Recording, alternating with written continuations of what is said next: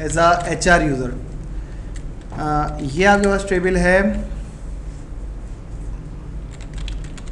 Departments का और ये टेबल है एम्प्लॉयज़ का, ये हमें पहले से मालूम है। और हमने लिखा सेलेक्ट डी डॉट, बल्कि इससे पहले हम एक सिंपल क्यूरी देख लेते हैं ताकि आपको पहले क्लियर हो जाए। हमने लिखा सेलेक्ट डिपार्टमेंट अंडरस्कोर ID, ठीक है, जॉब अंडरस्कोर ID और कॉमा सम ऑफ सैलरी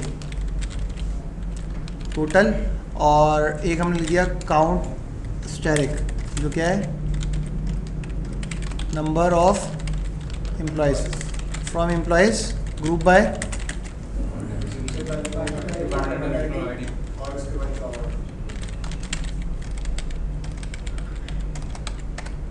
ये डेटा आपके पास आ गया। ऑर्डर बाय किया हमने,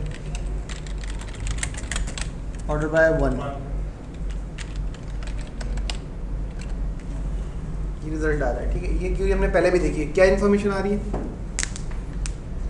जॉब डिपार्टमेंट वाइज कौन कौन सी जॉब्स हैं, और जैसे कि इसमें देखें तो हमें पता चल रहा है डिपार्टमेंट नंबर 50 में पहली जॉब है एसएच क्लर्क जिसके टोटल 64300 बन रहा है, नंबर ऑफ एम्प्लॉयज 20 हैं। 50 में एक और जॉब है एसटी क्लर्क, उसका टोटल ये है 50, और एक और जॉब है उसका टोटल। ये तो सिंपल था, पहले भी हमने यूज़ किया है। अब हमने इसमें एक नई चीज़ ऐड की, ग्रुप बाय रोल अप, ठीक है, ग्रुप बाय, और वो रोल अप में कर दिया। क्या किया इसने,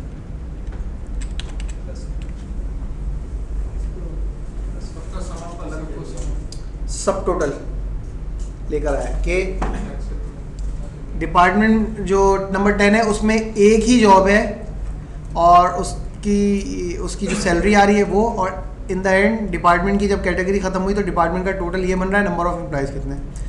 डिपार्टमेंट नंबर 20 की इन्फॉर्मेशन क्या आ रही है, डिपार्टमेंट नंबर 20 में एक दो जॉब्स हैं उनका टोटल आ रहा है, और इन द एंड डिपार्टमेंट का टोटल आ रहा है, ये डिपार्टमेंट नंबर 20 का बना है, और नंबर ऑफ एम्प्लॉयज़ कितने हैं, 2।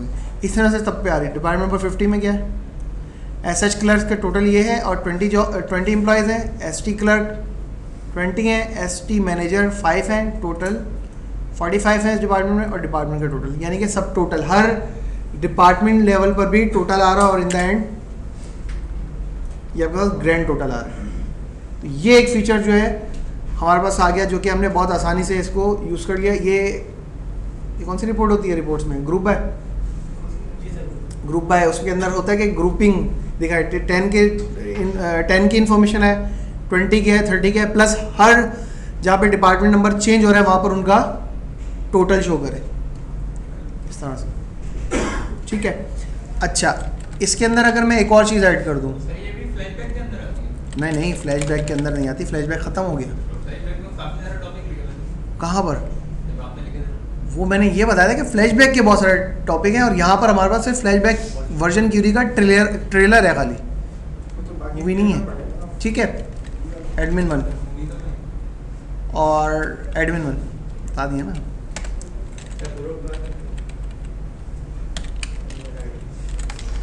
मैनेजर अंडरस्कोर ID,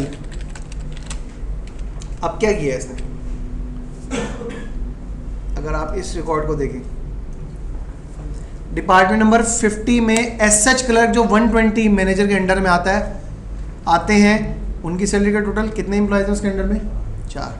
50 में एसएच क्लर्क की एक और मैनेजर है उसके अंडर में आते हैं, यानी कि टोटल कितने मैनेजर्स हैं डिपार्टमेंट नंबर 50 में, 5 मैनेजर्स हैं डिपार्टमेंट नंबर 50 में। हर मैनेजर के अंडर में जो जितने एम्प्लॉयज हैं उनका टोटल क्या बन रहा है, और इन द एंड इंफॉर्मेशन आ रही है, ठीक है।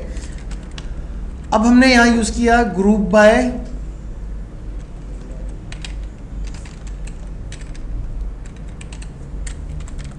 ग्रुपिंग सेट्स, ठीक है, ग्रुपिंग सेट, और 3 नंबर हमने लिख दिए। क्या काम किया इसने, कितने हमने बताए थे यहाँ पे, 3 कॉलम, तीनों के अलग अलग सेट बना दिए। क्या मतलब, जॉब वाइज इंफॉर्मेशन आ रही है, ठीक है, मैनेजर वाइज इंफॉर्मेशन आ रही है आपकी, और डिपार्टमेंट वाइज इंफॉर्मेशन आ रही है। ये काम रिपोर्टिंग पे एक नॉर्मल डेवलपर जो है वो सेट ऑपरेटर के जरिए करता है, ठीक है। लेकिन सेट ऑपरेटर पे उसको कम से कम इसके लिए 3 क्यूरीज लिखनी पड़ेंगी, 3 भी नहीं बल्कि हाँ 3 क्यूरीज इसके लिए लिखनी पड़ेंगी। यहाँ क्या किया हमने, एक ही क्यूरी में ये काम कर लिया। जितने ज़्यादा कॉलम्स होंगे सेट यूनियन के सेट ऑपरेटर उतने बढ़ते जाएंगे जितने ज़्यादा आपको रिजल्ट। लेकिन यहाँ पर क्या, आपको सिर्फ एक कॉलम ऐड करना है। ये ऑल्टरनेट है आपका, सेट ऑपरेटर्स के जरिए आप कर रहे हैं। परफॉर्मेंस वाइज भी ये बेहतर है, ठीक है, एक चीज़। और जो आपका रवायती तरीका है वो बहुत लंबा है, आपको कोडिंग ज़्यादा करनी पड़ी है और उसकी वजह से कुछ प्रॉब्लम्स भी आती हैं, परफॉर्मेंस के इशू आते हैं। वो चीज़ भी इसके अंदर ख़त्म हो जाएगी। सबसे मेन चीज़ जो इसके अंदर है वो ये है कि सेट ऑपरेटर, अगर फर्स्ट करें मैंने सेट ऑपरेटर बनाया एक क्यूरी लिखी, सेट ऑपरेटर दूसरा, तीसरा, चौथा, 4 क्यूरीज। पहले एक क्यूरी जाएगी टेबल पे जाके डेटा एडिट करेगी, फिर दूसरी, फिर तीसरी, फिर चौथी, 4। ये 4 से ज़्यादा भी हो सकती थी, जितनी ज़्यादा होगी उतनी बार टेबल को जाकर रीड कर रही है। इसके अंदर क्या होता है, सिर्फ एक बार टेबल पे जाके रीड किया जाएगा और डेटा एक ही बार उठा लिया जाएगा और इसके हिसाब से सेट कर दिया जाएगा। तो परफॉर्मेंस आपकी बेहतर हो गई इसके हिसाब से। तो ये चीज़ जो है ऑल्टरनेट है सेट ऑपरेटर का कि आप इसको यूज़ करें, और रिकमेंड है कि आप इसको यूज़ करें परफॉर्मेंस को बेहतर अगर आप करना चाहते हैं तो। और इसकी डिटेल में थोड़ा सा लिखा हुआ है। इसकी एफिशिएंसी ये है कि only 1 pass over the base table is required, जो हमने बात की, एक ही बार रीड कर रहा है data. There is no need to write complex union statement. आपको यूनियन स्टेटमेंट जो होती हैं सेट ऑपरेटर्स के जरिए ये काम अगर आप करेंगे तो आपको बहुत ज़्यादा क्यूरीज लिखनी पड़ेंगी। क्यूरीज कोडिंग ज़्यादा हो गई और टेबल पे बार बार जाकर हिट कर रही है, परफॉर्मेंस डाउन कर रही है। तो इससे क्या फ़ायदा हुआ कि क्योंकि ये 1 पास होता है तो इसमें परफॉर्मेंस आपकी इसलिए बेहतर है क्योंकि एक ही बार इसने डेटा उठा लिया। और जो सबसे मेन चीज़ ये है कि हम जब बड़ी बड़ी रिपोर्ट्स देखते हैं तो इसके अंदर मैंने सिर्फ 3 कॉलम लिखे हैं ग्रुप बाय में, उसमें 3, 4, 5, 6, 8, 10, 15, 20 भी हो सकते हैं। जितने ज़्यादा इसमें ग्रुपिंग सेट में आप ग्रुप बाय लिखेंगे इसकी परफॉर्मेंस उतनी ज़्यादा आपको बेहतर नजर आएगी। ये भी इसका फ़ायदा है। क्यों, टेबल का डेटा एक ही बार उठ रहा है। ये मेन इसके अंदर रीज़न है कि आपकी रिपोर्टिंग की जो परफॉर्मेंस है वो बेहतर हो जाएगी इसमें। अच्छा, इसमें डेटा क्या लेकर आया था, ये जॉब वाइज, मैनेजर वाइज और डिपार्टमेंट आईडी वाइज। अब हमने क्यूरी लिखी और हम ये लिख रहे हैं कि सेलेक्ट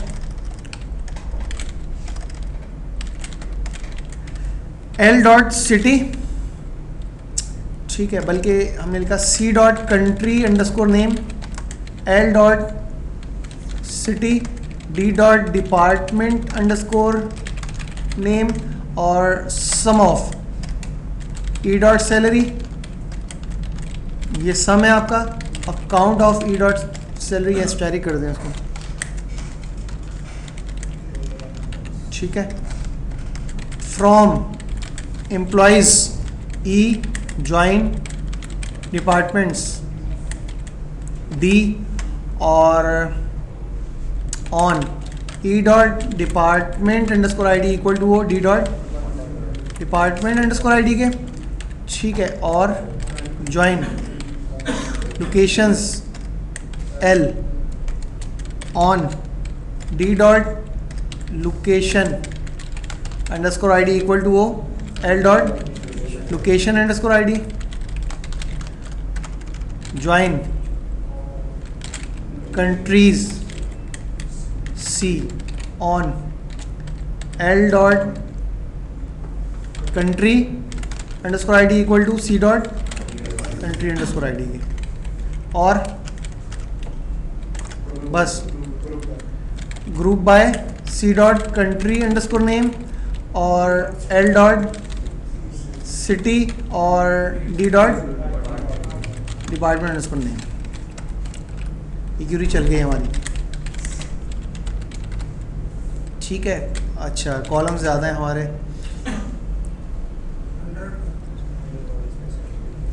कॉल 100 कर दूँ किसको, ये मैंने इतने कर दिए हैं तो उस पर सेट नहीं हो रहा।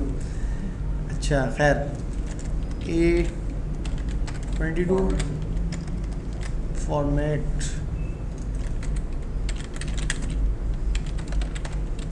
छोटा हो गया, 1 2 3 4 20 हो गई, 25 कर दिया, ठीक है। कॉल सिटी फॉर्मेट कितने हैं ये, 820 कर देते हैं, ठीक है। Call department underscore name format A, कितना ही है, 16 चलेगा, 16 चलो 17 कर दिया मैंने, पूरे गिन लिए थे तुमने, ठीक है। ये इन्फॉर्मेशन आ रही। अब हमने इसको क्या किया, ग्रुप बाय ग्रुपिंग सेट्स। क्या बता रहे हो आप, department name wise, country wise information और सिटी वाइज इंफॉर्मेशन। यही काम अगर मैं कहूँ कि आपको सेट ऑपरेटर से करना है तो हो जाएगा। ये काम आपको सेट ऑपरेटर से करना है।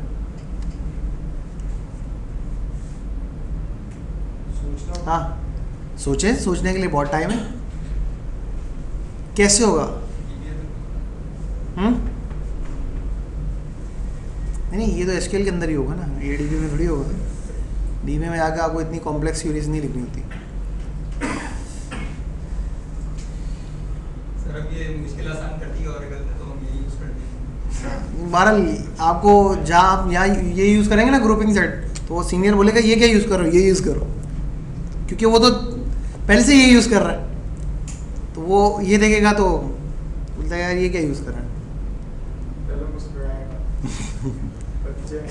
खैर, तो ये काम आप लोगों ने सेट ऑपरेटर से करना है। वो देख लेंगे ना कि टाइम कितना लग रहा है दोनों। टाइम जाहिर है, आप जो है टाइम आप जहाँ पर ज़्यादा डेटा होगा वहाँ पर आप इसको चेक करें, ठीक है। प्लस आपके पास क्यूरी को ट्यून करने के सॉफ्टवेयर होते हैं कि वो आपको बता देंगे आपको डेटाबेस से कनेक्ट होना है। वो आपको बताएगा कि ये जो क्यूरी जो है, ये जैसे मैंने ये क्यूरी लिखी है, आप इसमें सिर्फ कॉपी पेस्ट कर दें। ट्यून करना तो इतना आसान है, पेस्ट कर दें, वो खुद ही चेक करेगा कि इस क्यूरी को रन इंटरनली करके देखेगा कि कितना टाइम लग रहा है। फिर इसका ऑल्टरनेट प्लान बनाएगा वो इंटरनली कि इस क्यूरी का आप इस तरीके से लिखें तो ये मज़ीद बेहतर हो जाएगी, टाइमिंग कम हो जाएगी। क्या पूरी मतलब वो बना के देगा कि हाँ, इस तरीके से वो एक्चुअली होता क्या है, वो ये कर सकता है, हमने फ्रॉम एम्प्लॉयज़ को देन इसको ज्वाइन किया है तो वो इसको आगे पीछे कर सकता है, कॉलम्स आगे पीछे कर सकता है। और सबसे मेन चीज़ ये इतना नहीं करता, जो मेन चीज़ है वो है इसमें ऑरिकल हिंट।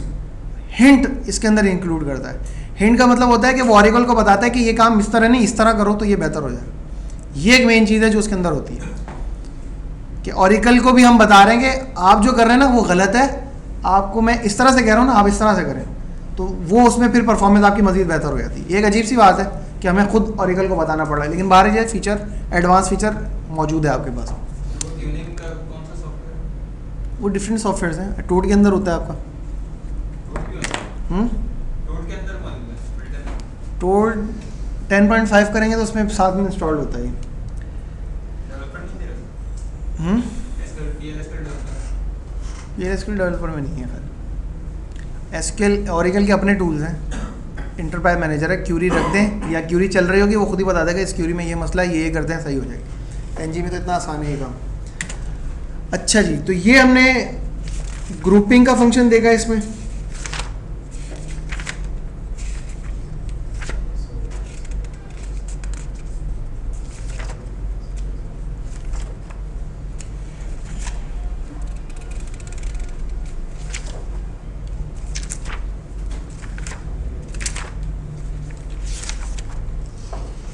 एक और चीज़ जो हमें देखनी है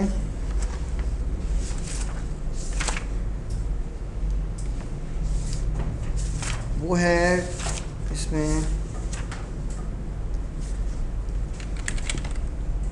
एग्जिस्ट का एक ऑपरेटर है। कनेक्ट हुए हम स्कॉट से, हमें वो डिपार्टमेंट्स देखने हैं जिसमें कोई एम्प्लॉय काम, कोई ना कोई एम्प्लॉय काम करता है। मतलब ऐसा डिपार्टमेंट है जिसमें जो है कोई भी एम्प्लॉय मौजूद है। यानी कि अगर हम यहाँ देखें सेलेक्ट स्टेट फ्रॉम डीपीटी, ये आपके पास 10, 20, 30, 40, 50 मौजूद है, लेकिन हमें इसमें से वो डिपार्टमेंट्स देखने हैं जिसमें कोई ना कोई एम्प्लॉय काम करता है। या मैं इसको ये कह सकता हूँ कि वो डिपार्टमेंट्स, वो रिकॉर्ड जिनकी डिटेल ईएमपी के टेबल के अंदर मौजूद है। डिटेल मौजूद है तो मतलब है उसके अंदर एम्प्लॉय काम करता है। तो उसके लिए हम जो फीचर यूज़ कर रहे हैं वो है एग्जिस्ट। इनसे भी हम ये काम कर सकते हैं। अगर मैं लिखूँ select static from DPT where DPT NO in select DPT NO from EMP, ये कौन से डिपार्टमेंट्स हैं जिसमें कोई ना कोई एम्प्लॉय काम करता है, यानी कि ये नंबर ईएमपी के टेबल में डीपीटी के कॉलम में कहीं ना कहीं मौजूद है। लेकिन यही सेम काम करने के लिए एग्जिस्ट का ऑपरेटर है। ये कैसे काम करता है? हमने लिखा select static from DPT where exist, और आगे हमने लिखा सेलेक्ट। अब ये जो मैं लिख रहा हूँ ना एक्स, ये कुछ भी लिख सकते हैं आप, करेक्टर। ऑरिकल इसको रीड नहीं करता, ये सिंटैक्स की रिक्वायरमेंट कंप्लीट करने के लिए, और कुछ भी नहीं। और इसमें जो मेन चीज़ होती है वो हम लिखते हैं, इसका आउटर क्यूरी जो है आपकी मेन क्यूरी, इस पर एक एलियस दिया डी। हम लिखा select X from EMP where DPTNO equal to D dot DPTNO, यानी कि हमने वेयर क्लॉज के अंदर जो सब क्यूरी की इसको हमने ज्वाइन किया किससे? अपनी मेन क्यूरी के जरिए। और इसमें होगा क्या? अब हमने एक कमांड चलाई DPTNO, ये भी वही रिजल्ट लेकर आई है जो ये लेकर आई, लेकिन इसको यूज करना रिकमेंड क्यों है? अगर आप ये वाली क्यूरी देखें, ये क्या काम करेगी? DPTNO इन, वो एम्प्लॉय, वो नंबर जो के ईएमपी के टेबल के अंदर मौजूद है, पूरा टेबल जाके रीड हो जाएगा, ठीक है। इसमें क्या करता है? इसमें जो आपने ज्वाइनिंग दी है इसकी बेस पे ये चेक करता है कि अगर इसको एक रिकॉर्ड भी 10 का मिल गया तो वैल्यू ट्रू हो जाएगी। एक रिकॉर्ड भी अगर मौजूद है इसका मतलब एम्प्लॉय काम करता है, तो ये 10 के बाकी रिकॉर्ड नहीं चेक होंगे। 20 मिल गया वहीं पर रुक गया, 30 मिल गया वहीं पर रुक गया, इस तरह से काम करता है। अच्छा, लेकिन मेन चीज़ इससे पहले ये कि इस टाइप की क्यूरी जो है हम इसको कहते हैं को रिलेटेड क्यूरी। हमने पहले कौन सी पढ़ी थी? सब क्यूरी, नॉर्मल क्यूरी जो थी। सब क्यूरी क्या होती थी? इनर क्यूरी आउटर क्यूरी को रिजल्ट देती थी, इसमें अपोजिट होता है। आउटर क्यूरी इनर क्यूरी को रिजल्ट देती है, वैल्यू देती है, उसकी बेस पर इनर क्यूरी इंटरनली एग्जीक्यूट होती है और देन आउटर क्यूरी को रिजल्ट वापस मिलता है। यानी कि यहाँ क्या होगा? Select static from DPT, 10 record आया, 10 इसने अंदर यहाँ पर इनर क्यूरी के अंदर पास किया, अब 10 से 10 मैच हो गया, इसका मतलब 10 के रिकॉर्ड्स मौजूद हैं, वापस आया, लूप चल रहा है, 20 का रिकॉर्ड इसको मिला, 20 का रिकॉर्ड इसने इसको दिया, वो मिल गया। इस तरह से आउटर क्यूरी जो है इसको रिजल्ट दे रही होती है। परफॉर्मेंस वाइज ये जो क्यूरी है ये एक्सपेंसिव होती है, क्यों? क्योंकि इसमें हैवी काम हो रहा है। आउटर क्यूरी इनर क्यूरी को देगी, फिर वो प्रोसेस होगी, फिर वापस आएगा रिजल्ट। जबकि इनर क्यूरी में क्या होता था? इनर क्यूरी ने रिजल्ट दिया आउटर क्यूरी के, और वो जो है एक बार पास हो गई, रिजल्ट आ गया, एग्जीक्यूट हो गई। तो ये इसके अंदर डिफरेंस है। इसका अपोजिट क्या है? Where not exist. वो डिपार्टमेंट जिनकी इंफॉर्मेशन कहाँ मौजूद नहीं है? ईएमपी के टेबल के अंदर मौजूद। ये वो दो डिपार्टमेंट्स हैं। 50 और 40 में कोई एम्प्लॉय नहीं है। सर ये एक्स लगाना हर बार लाजमी कुछ भी लिख दें आप। क्या नाम है तुम्हारा? महाज हैं? महाज हैं? सही है सर। वी सही है सर। कुछ कहा था ना आपने। इस चीज़ को वो रीड ही नहीं कर रहा, वो असल चीज़ जो है वो इस ज्वाइनिंग को देख रहा है, ठीक है। अच्छा, अब एक और सिनेरियो ये है, हमने एक टेबल अभी कौन सा बनाया था? EMP अंडरस्कोर कॉपी का, ठीक है। Alter table EMP underscore copy add D name या add department name, data type varchar 220। एक कॉलम हमने ऐड कर दिया EMP अंडरस्कोर कॉपी में, जिसका नाम क्या है? Department underscore name. इसके अंदर वैल्यू क्या होगी? डिपार्टमेंट अंडरस्कोर नेम में क्या वैल्यू आ रही होगी? कुछ भी नहीं होगा, खाली होगा ना। एम्प्लॉय नंबर,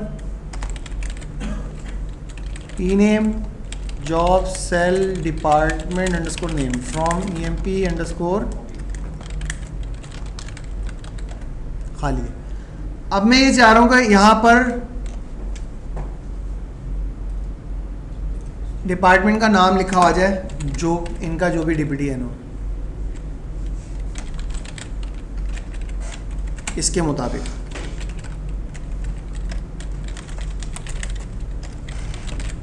DPTN यानी कि जिसका जो डिपार्टमेंट का नाम बनता है ना, वो नाम यहाँ लिखा हुआ जाए। अब ये कैसे होगा? ज्वाइन से लिखा हुआ नहीं आ जाए, टेबल के अंदर सेव हो जाए। ज्वाइन से तो हम दिखा देते थे ना, अब हमें यहाँ पर स्टोर करना है, तो इसके लिए भी हमें को रिलेटेड क्यूरी लिखनी पड़ी। हमने लिखा अपडेट EMP, इंसर्ट कौन गया है, अपडेट EMP अंडरस्कोर कॉपी, और इसका एलियस रख दिया हमने E। Set department underscore copy equal underscore name equal to select D name from DPT where DPTNO equal to E dot DPTNO। यानी कि मेन क्यूरी इसको डिपार्टमेंट नंबर बताएगी, वो उसका रिजल्ट लेकर आएगा और वापस इसको देगा, दोबारा बताएगी, जब तक डेटा मिलता रहेगा यात्री की और वैल्यू रिटर्न होती रहेगी। 20 rows update, select static from EMP underscore copy,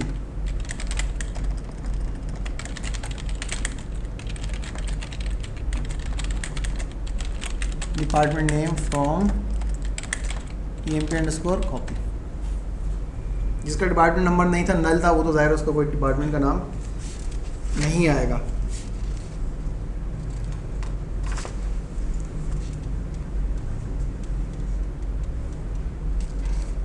अच्छा, अब एक क्यूरी इसमें है, हमें एक इस टेबल में से वो रिकॉर्ड डिलीट करने हैं जो कि EMP के टेबल के अंदर मौजूद हैं, मैच हो रहा है। मैच हैं तो इसका अपोजिट क्या है, अनमैच भी हो सकता है, दोनों चीज़ें हो सकती हैं। हमने लिखा डिलीट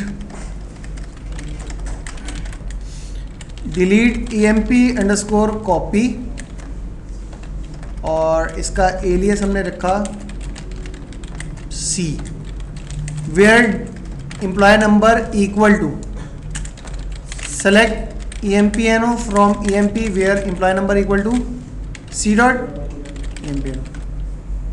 तमाम के तमाम ही मैच हो रहे थे, तमाम रिकॉर्ड डिलीट हो गए फ्रॉम EMP अंडरस्कोर।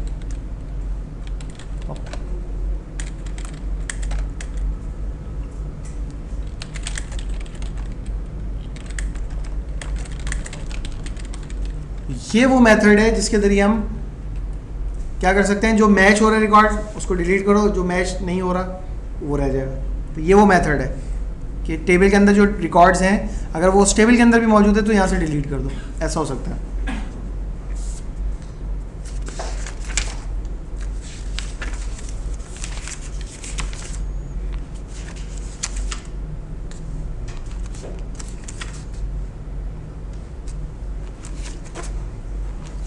अच्छा, एक और क्वेश्चन,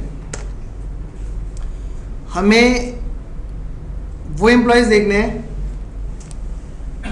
जो कि सबसे ज़्यादा सैलरी जो अर्न कर रहे हैं, टॉप 5 एम्प्लॉयज़ वो देखने हैं कंपनी के जो सबसे ज़्यादा सैलरी ले रहे हैं, या फिर वो एम्प्लॉयज़ जो सबसे ज़्यादा सीनियर है, ठीक है, यानी कि वो एम्प्लॉयज़ जो सबसे पहले हायर हुए थे, मतलब टॉप की हमें चीज़ें निकालनी है। तो उसके लिए जो हमारे पास फीचर है वो है टॉप N क्यूरी। अगर मैं लिखूं, पहले इस क्यूरी के देखें, सेलेक्ट ई नेम और हायर डेट फ्रॉम EMP, क्या काम करेगा ये 2 कॉलम्स आ जाएंगे।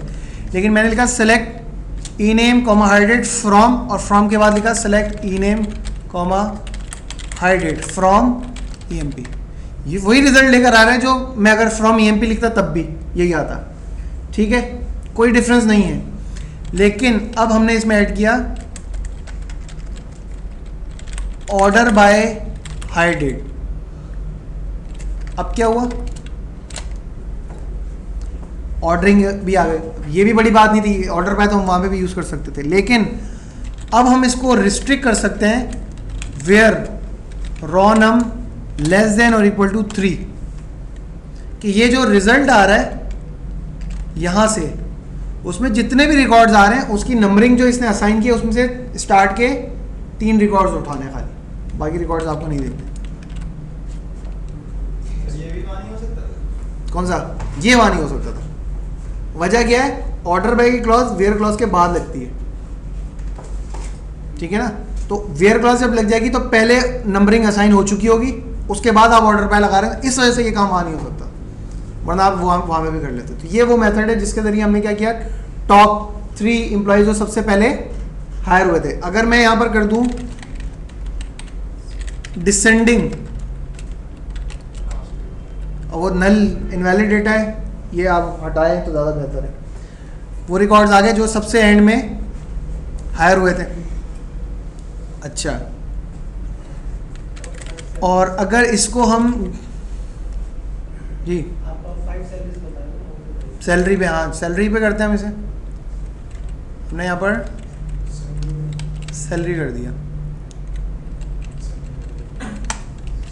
ये जो सिलेक्ट की स्टेटमेंट है इसमें वो कॉलम ज़रूर होने चाहिए जो आपने बाहर लिखे हैं, या मैं स्टैटिक भी यूज़ कर सकता हूँ, लेकिन स्टैटिक का क्या नुकसान है कि आपको 2 कॉलम्स रीड करने थे, आप पूरा टेबल रीड कर रहे हैं, इस वजह से सिर्फ वही कॉलम लिखें जो रिक्वायर्ड है। और ऑर्डर बाय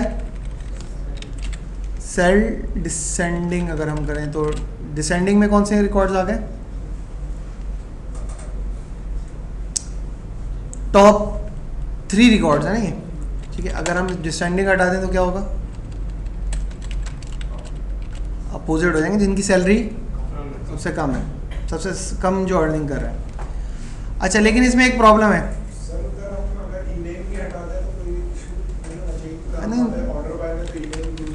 कहाँ पर?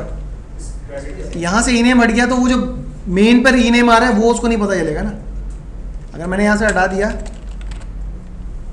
तो बोला ई नेम इनवैलिड आइडेंटिफायर। यहाँ पर जो कॉलम लिखा है ना वो इसकी रिक्वायरमेंट पूरी करा है, क्योंकि हमने यहाँ पर ये थोड़ी लिखा फ्रॉम ईएमपी, हमने तो यहाँ लिखा है फ्रॉम और उसके बाद दोबारा क्यूरी लिख दी। तो आपने बोला था कि यहाँ पे इनर जो है आउटर आउटपुट देता है। वो को रिलेटेड क्यूरी थी, ये टॉप एंड क्यूरी है, हम उससे आगे बढ़ चुके हैं, वो पीछे रह गया, ठीक है। अच्छा, दूसरी बात यह कि अगर हमें ये देखना है वो एम्प्लॉयज़ जो अपने डिपार्टमेंट की एवरेज सैलरी से ज़्यादा अर्न कर रहे हैं वो कौन से, यानी कि select DPDNO comma average sal from EMP group by DPDNO और ऑर्डर बाय 1। हर डिपार्टमेंट की कोई ना कोई एवरेज सैलरी है।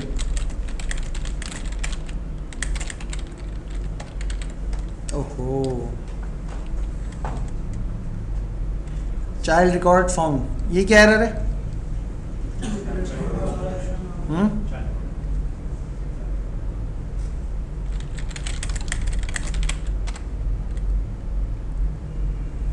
कौन सा रिकॉर्ड हमने डिलीट किया? वेयर डीपीडीएनओ इज नल,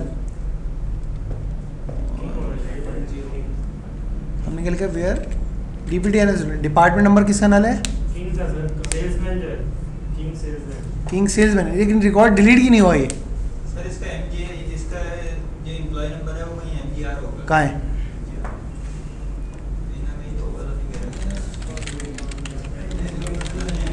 इधर है नीचे, नीचे सर। कहाँ है? अली के पास, अली के पास एमजीआर। एक मिनट।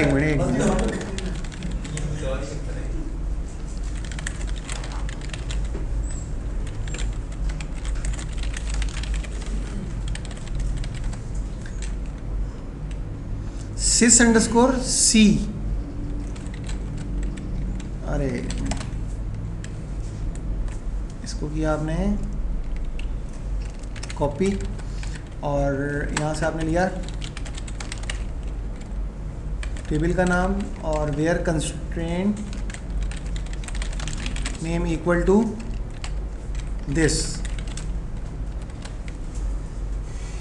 अच्छा, ये हमने एक टेबल बनाया हुआ था ईएमपी इमेज का जिसमें एम्प्लॉयज़ के इमेजेस आ रहे हैं, पिक्चर्स इसमें स्टोर किए हैं, तो इस टेबल को हमें पहले ड्रॉप करना पड़ेगा। डिस्क्राइब करके देखें अगर हम इसे EMP image, sir R means reference है। हाँ फॉरेन की है, कोई दूसरा टेबल है जो जिसमें जो आपका एम्प्लॉय नंबर जो है ना ये पेरेंट बन चुका है, वहाँ पे रेफरेंस हुआ है। ईएमपी इमेज ये फॉर्म्स की क्लास का है। फॉर्म्स में हमने एक बनाया था कि इमेजेस हमने स्टोर किए थे, तो ये देखें बी लॉब आ रहा है, इस पर आप क्यूरी नहीं कर सकते। Select static from EMP image, ये डेटा जो है सिर्फ और सिर्फ आप फॉर्म्स पर ही देख सकते हैं। Drop table EMP underscore image, ठीक है, ड्रॉप हो गया। अब हम वो रिकॉर्ड डिलीट करते हैं और सेव कर देते हैं। करने क्या जा रहे थे हम लोग?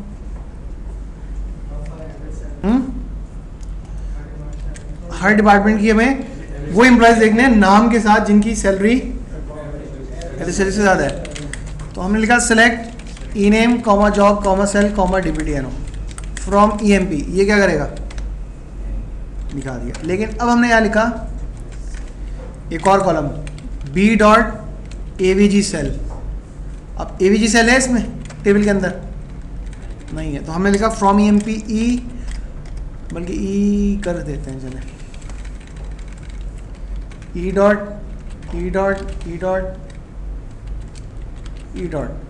और इसको हमने कहा ज्वाइन करो किसके साथ, और आगे हमने दोबारा क्यूरी लिख दी सेलेक्ट एवरेज सेल, और इसका एलियस क्या है AVG सेल, और ये कॉलम जो है ऊपर डिस्प्ले हो रहा है average sal from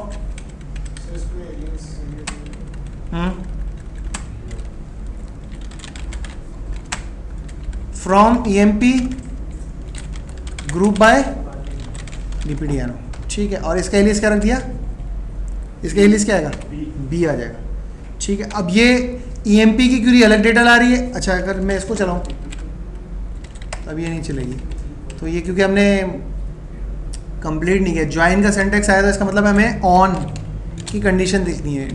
E dot DPTNO equal to किसके B डॉट DPTNO। अच्छा सिर्फ इतनी क्यूरी चला कर देखते हैं, और एक काम और करते हैं, इसको हम राउंड भी कर लेते हैं, ठीक है। 2 क्यूरीज आ रही हैं, अरे ये कहाँ से आ गया बीच में, यहाँ पर आएगा ना DPTNO, क्या आ रहा है इसमें डिपार्टमेंट, इसको ऑर्डर बाय भी कर दिया, order by 1 2 3 4, column number 4 DPTNO। Department number 10 की एवरेज सैलरी नजर आ रही है, 20 की और 30, हर एम्प्लॉय के साथ जो भी उसकी सैलरी है उसके साथ उसके डिपार्टमेंट की एवरेज सैलरी नजर आ रही है। अब हमने यहाँ लिखा and E dot sal greater than हो किसके B डॉट सेल के, यानी कि वो जो एवरेज सैलरी नजर आ रही है उससे ज्यादा जिसकी सैलरी है वो हमें शो करो। डिपार्टमेंट नंबर 10 में 2 एम्प्लॉयज हैं जिन, और डिपार्टमेंट नंबर 10 की एवरेज सैलरी है 2899, वो एम्प्लॉयज जिनकी सैलरी इस सैलरी से ज़्यादा वो ये है, 20 की एवरेज सैलरी ये है, उससे ज़्यादा इनकी सैलरी है, और 30 की ये है। मुझे वो एम्प्लॉयज देखने हैं जिनकी सैलरी उनके डिपार्टमेंट की एवरेज सैलरी से कम है, तो क्या चेंजेस करने पड़ेंगे हमें यहाँ लेस देन कर देंगे, सिंपल। क्या हो जाएगा, वो एम्प्लॉयज जो अपने डिपार्टमेंट की एवरेज सैलरी से कम अर्न कर रहे हैं। मुझे वो एम्प्लॉयज देखने हैं जो अपने डिपार्टमेंट की मैक्सिमम सैलरी ले रहे हैं, उनके नाम, अपने डिपार्टमेंट की जो सबसे मैक्सिमम सैलरी ले रहे हैं, मतलब डिपार्टमेंट वाइज वो कौन सा एम्प्लॉय है जिसकी सैलरी उसके डिपार्टमेंट में सबसे ज़्यादा है, वो कौन से हैं। इसमें क्या चेंजेस करेंगे, एवरेज के बजाय मैक्स कर दिया, राउंड की अब हमें ज़रूरत तो नहीं है वैसे, ठीक है। और एलियस भी हम चेंज कर लेते हैं ताकि ज़्यादा बेहतर रहे। वैसे मैक्स और वेयर E डॉट सेल क्या हो जाएगा, इक्वल टू, यानी कि ये क्यूरी क्या कर रही है, हर डिपार्टमेंट की मैक्सिमम सैलरी आ रही है, और हमने कहा जिसकी सैलरी उसके डिपार्टमेंट की मैक्सिमम सैलरी के इक्वल है वो आ जाए। डिपार्टमेंट नंबर 10 की मैक्सिमम सैलरी है 6250, वो कौन है, उसका नाम आ रहा है। 20 की जो मैक्सिमम है वो भी आ रहा है, और 30 की भी, 30 की ये क्या हुआ, 30 का है, 30 का चला गया,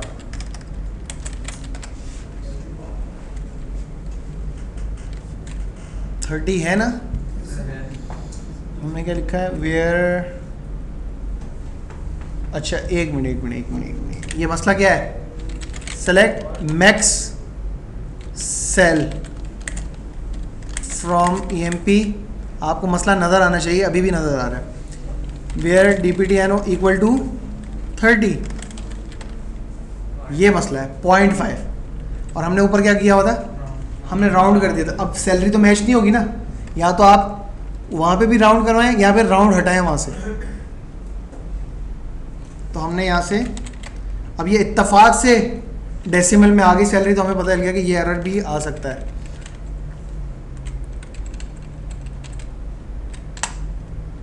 ठीक है, क्योंकि ये क्या कर रहा है, ये मैक्स सेल निकली 3025.5, उसको हमने राउंड किया 0.5 हट गया, सैलरी एम्प्लॉय की मैच ही नहीं हुई उससे। हाँ 0.5 की वजह से। तो ऊपर सैलरी पे भी तो सर हम कर सकते थे ना, सैलरी पे यहाँ तो फिर ऊपर नहीं, वेयर क्लॉज में करते वही हैं, उसी का यहाँ जो पर यहाँ करते clause हैं, है। फिर हो जाता है। तो अब हम देख रहे हैं डिपार्टमेंट वाइज जो है एम्प्लॉयज जिनकी टॉप सैलरीज है, मिनिमम में क्या करेंगे, सेम मिनिमम कर देंगे। अच्छा, अब आप लोगों के लिए एक असाइनमेंट है, छोटा सा आसान सा। मुझे वो एम्प्लॉयज देखना है जिसकी जो है सैलरी सेकंड हाईएस्ट सैलरी जिसकी है वो दिखा दो। जब आप क्यूरी रन करेंगे आपसे पूछेगा कौन से नंबर की सैलरी देखना चाह रहे हैं, सेकंड हाईएस्ट, मतलब वो नंबर पूछेगा, आप लिखेंगे 2 लिखा तो जिसकी सब सेकंड नंबर पे हाईएस्ट सैलरी वो आ गया। आपने लिखा 1 फर्स्ट पे जो है, आपने 3 लिखा 3 आ जाएगा, 4 लिखा 4th नंबर पे जिसकी सैलरी, मुझे नहीं पता कैसे होगा, ठीक है।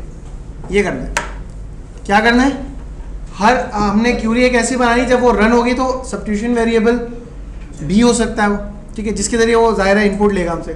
हमने लिखा 5 तो वो बताएगा वो कौन सा एम्प्लॉय है जिसकी सैलरी टॉप के हिसाब से 5वें नंबर पर है। वो 2 एम्प्लॉय भी हो सकते हैं, अगर किसी के लिए 3000 है और वो 5वें नंबर पर आ रहे हैं, 2 रिकॉर्ड्स आ जाएंगे। ये काम करना है